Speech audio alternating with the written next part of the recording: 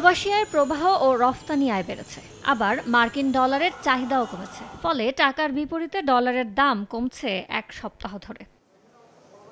বাংলাদেশ ব্যাংকের তথ্য, সোমবার দেশের মুদ্রাবাজারে ডলারের সর্বোচ্চ দাম ছিল ১২০ টাকা ১০ পয়সা ও সর্বনিম্ন ১১৯ টাকা ৫০ পয়সা। ডলারের গড় দাম পড়েছে ১১৯ টাকা ৭২ পয়সা। এদিন দেশের মুদ্রাবাজারে প্রধান মুদ্রাগুলোর মধ্যে প্রায় সবকটির দামই কমেছে। এ তালিকায় রয়েছে ইউরো, পাউন্ড, রুপি, ইউয়ান, অস্ট্রেলীয় ডলার ও সিঙ্গাপুরি ডলার। ইউরোর বিনিময় হার ১৩৯ টাকা ৬৮ পয়সা, ব্রিটিশ পাউন্ড ১৬১ টাকা ৩১ পয়সা, রুপি ১ টাকা ৩৯ পয়সা, চীনা ওয়ান ১৬ টাকা ৬৫ পয়সা, অস্ট্রেলীয় ডলার ৭৮ টাকা ৬০ পয়সা এবং সিঙ্গাপুরি ডলার ৯৩ টাকা ৩০ পয়সা।